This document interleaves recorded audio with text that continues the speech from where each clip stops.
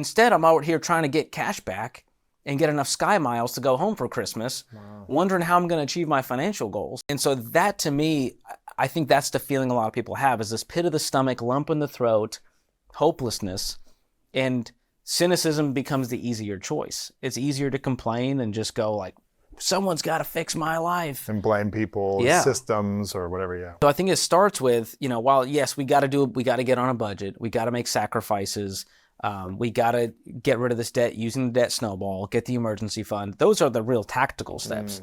But I think it starts with an emotional place where we go, all right, we cried it out, and then we wake up and we're like, we got to go to work.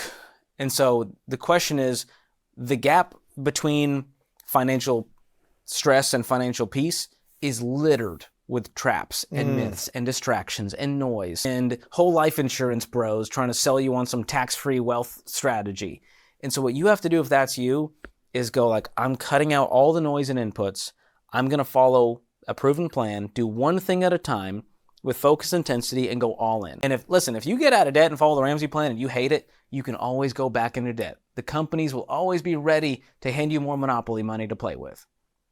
But I've rarely seen that happen. When people get out of debt, the sacrifice they make to get out, 18 to 24 months, that's the average it takes to get out, they never go back. They go, I touched the hot stove, done with that life. I got goals. I'm not trying to pay lenders for the rest of my life. I'm trying to leave a legacy. I want to have generational impact. And so those are the people that inspire me, are the ones that they start there, but it doesn't end there. And unfortunately, too many of us are willing to live in mediocrity for 30 years instead of sacrificing for 3. Wow. To have freedom for the next 27. Yeah. But it's a very different lifestyle. So it takes transformation. And you know how difficult that is. You talk about that a lot on this show. Yeah, delayed gratification is one of those key things. A lot of people are willing to sacrifice 3 years of